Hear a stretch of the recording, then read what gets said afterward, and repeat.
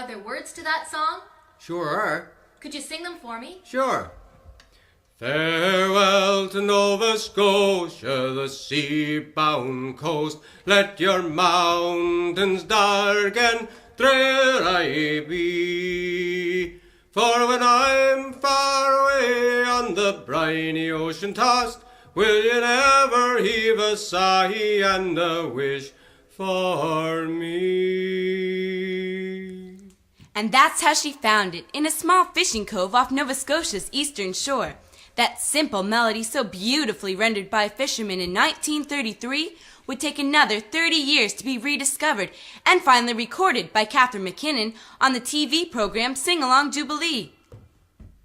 Can we try that one again, Jeff? Something wasn't quite right. Okay, Catherine.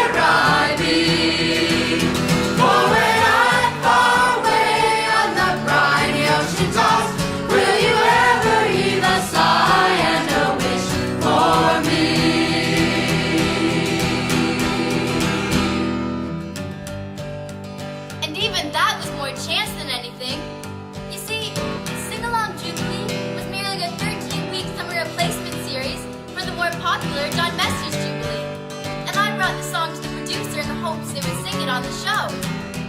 It's a man song, they told me, and I left it at that. But 2 weeks later, a call came in. A song prepared for the show hadn't worked out, and they wanted me to sing the song I found on Nova Scotia. After I sang it, we received piles of viewer mail and phone calls asking me to repeat it, something rarely done on television at the time. I did, and the rest, as they say, is history. Oh, and one more thing you may like to know. The song was collected in West Popeswick and was sung in the school system there prior to O Canada being written and becoming our national anthem. When this happened, the song slipped into folklore until Helen happened to hear it in 1933.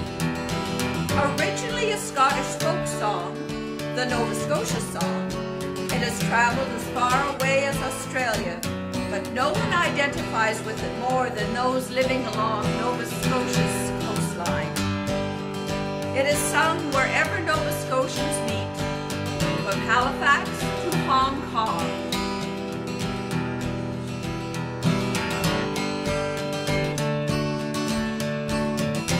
I have over 4,000 such songs in my collection, maybe more, I've lost count.